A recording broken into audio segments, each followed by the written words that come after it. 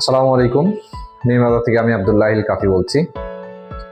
আমরা আজকে কংক্রিট ঢালাইয়ের গুরুত্বপূর্ণ একটা অংশ ভাইব্রেটর ব্যবহার সম্পর্কে একটু জানি। অনেক সময় আমরা স্ল্যাব ঢালাইয়ে ভাইব্রেটর ব্যবহার না করেই কাজ শেষ করে ফেলি, কিন্তু এটা আসলে খুবই বিপজ্জনক। কেন? আসুন সহজভাবে বুঝি। কংক্রিট ঢালার সময় ভিতরে ছোট ছোট বাতাসের ফাঁপা জায়গা থেকে যায়, এটাকে আমরা বলি ভয়েড। যদি ভাইব্রেটর দিয়ে প্রপার কম্প্যাকশন না হয় তাহলে কংক্রিটের স্ট্রেংথ কমে যায়, পানি ঢুকে ভবিষ্যতে করশন বা ড্যাম্পনেস হয়, স্ল্যাবে ফাটল ধরতে পারে।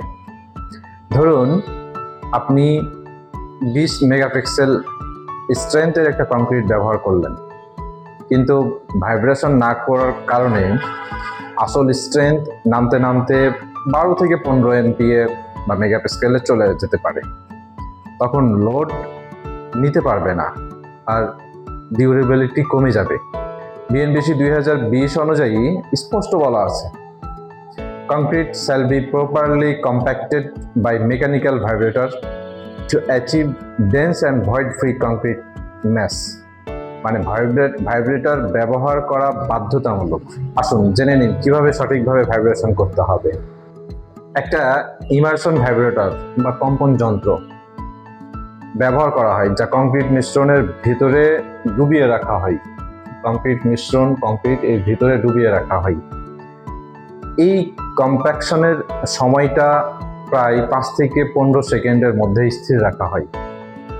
এইটা যতক্ষণ কংক্রিটের উপরিভাগে বুদবুদ উঠা বন্ধ হয় ততক্ষণ বুঝতে হবে যে কংক্রিট সঠিকভাবে কম্পিত হয়েছে এবং বায়ু বের হয়ে গেছে। মূলত আমাদের ভাইব্রেটরটা করা হয় ভিতরের বায়ুগুলোকে বের করে দেওয়ার জন্য, সলিড ঢালাই তৈরি করার জন্য। ভাইব্রেটরটি একটি নির্দিষ্ট দূরত্ব হতে রাখতে হবে এবং ঘন ঘন এক স্থান হতে অন্য স্থানে সরাতে হবে। আবার খেয়াল রাখতে হবে অতিরিক্ত ভাইব্রেশন যেন না হয়। অতিরিক্ত ভাইব্রেশন করলে সেগ্রিগেশন হতে পারে, অর্থাৎ এই কংক্রিটের উপাদানগুলা বালি, সিমেন্ট, পাথর আলাদা হয়ে যেতে পারে, যা কংক্রিটের গুণমান খারাপ করে দেয়। তাই স্ল্যাব ঢালাই মানেই ভাইব্রেটর। এইটা বাদ দিলে ভবিষ্যতে আপনার বাড়ি বা বিল্ডিং এর নিরাপত্তা ঝুঁকির মুখে পড়তে পারে। ভিডিওটি ভালো লাগলে লাইক, শেয়ার এবং বাড়ি নির্মাণ সম্পর্কিত কিছু জানার থাকলে কমেন্ট করুন।